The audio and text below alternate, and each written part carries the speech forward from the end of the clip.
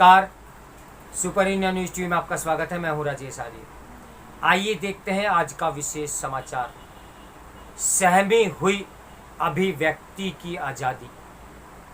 रुश्दी पर हमले के बाद न केवल नुपुर शर्मा बल्कि उनका समर्थन करने वालों के लिए भी खतरा और बढ़ गया है।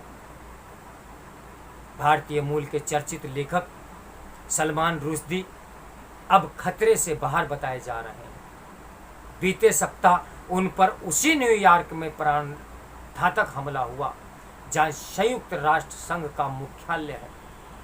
चंद माह पहले संयुक्त राष्ट्र महासभा ने यह प्रस्ताव पारित किया था कि हर वर्ष 15 मार्च को इस्लामोफोबिया विरोधी दिवस मनाया जाएगा। ये प्रस्ताव इस्लामी देशों के संगठन OIC की ओर से पाकिस्तान ने रखा था। भारत ने इस्लामोफोबिया को लेकर आए प्रस्ताव से असहमति जताते हुए कहा था कि अन्य पंथों को छोड़कर केवल एक पंथ विशेष के प्रति भाव के खिलाफ अंतर्राष्ट्रीय दिवस मनाना ठीक नहीं। फ्रांस ने भी इस प्रस्ताव पर आपत्ति जताते हुए कहा था कि अन्य पंथों को छोड़कर एक पंथ को प्राथमिकता देने वाला प्रस्ताव धार्मिक असहिष्णुता के खिलाफ चल रही लड़ाई को बांटने का काम करेगा। ऐसी आपत्तियों को महत्व नहीं दिया गया। इस प्रस्ताव को पारित करने की जरूरत बताते हुए कहा गया था कि दुनिया भर में इस्लाम के खिलाफ डर का माहौल बनाया जा रहा है। दुनिया में इस्लामोफोबिया फैल रहा है। ऐसा करने, मानने और प्रचारित करने वाले इसके कारणों पर कभी बात नहीं करते। अमेरिका में 9/11 हमले के बाद से इस्लामोफोबिया ज़्यादा चर्चा में आया। इसके बाद जैसे जैसे यूरोप में जिहादी हमले होने लगे वैसे वैसे इस्लामोफोबिया की भी चर्चा होने लगी और यह भी कहा जाने लगा कि आतंक का कोई मजहब ही नहीं होता। उतना ही यह भी कि मजहब के नाम पर आतंक फैलाया जाता है। जैसे मोहम्मद सरीके ने जाने कितने आतंकी संगठन हैं जो इस्लाम की आड़ को लेकर आतंक फैलाने में लगे हुए हैं। कई जिहादी संगठनों ने तो अपने झंडों पर इस्लामिक शपथ अंकित कर रखी है।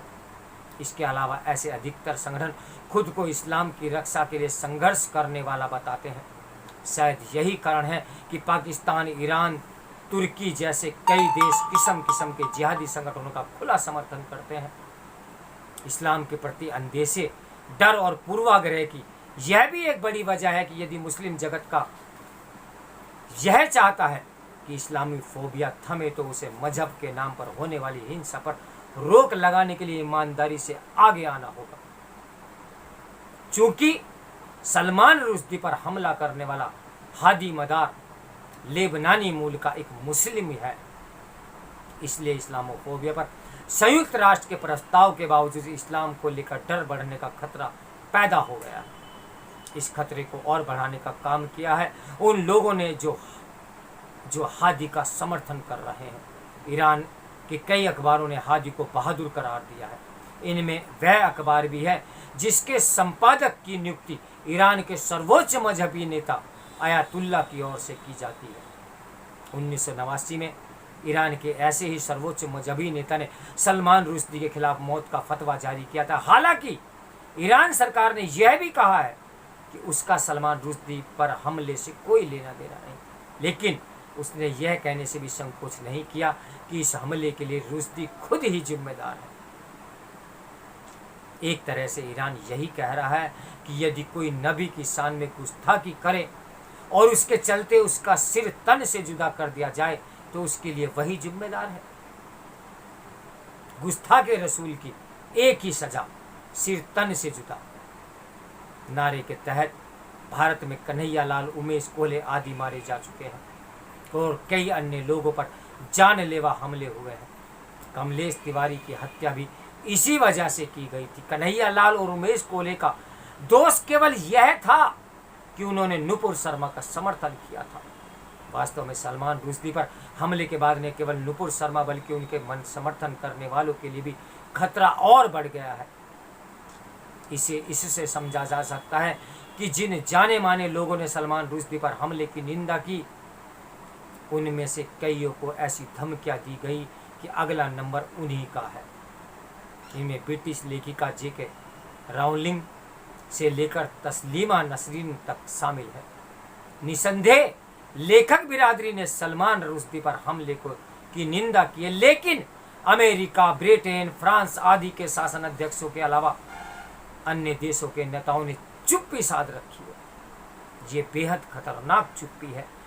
यह चुप्पी अतिवाद और जिहादी तत्वों का दुस्साहस तो बढ़ाएगी ही, अभिव्यक्ति की आज़ादी को भी खतरे में डालेगी। यह खेद की बात है कि भारत में शशि थरूर और सीताराम येचुरी को छोड़कर किसी बड़े नेता ने सलमान रुश्दी पर हमले की निंदा करना जरूरी नहीं समझा।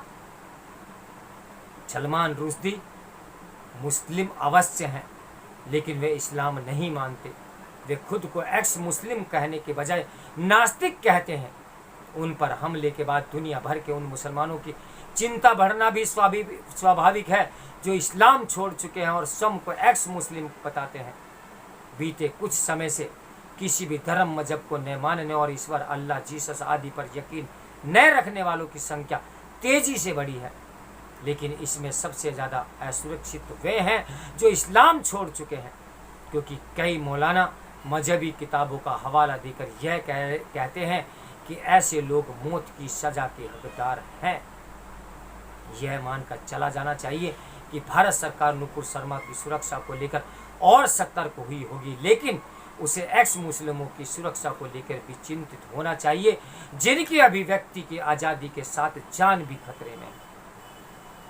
तो मेरे साथ बने रहिए सुपर इंडिया न्यूज़ टीवी के ब्रेकिंग न्यूज़ के लिए। नमस्कार, मैं हूँ राजेश आर्य।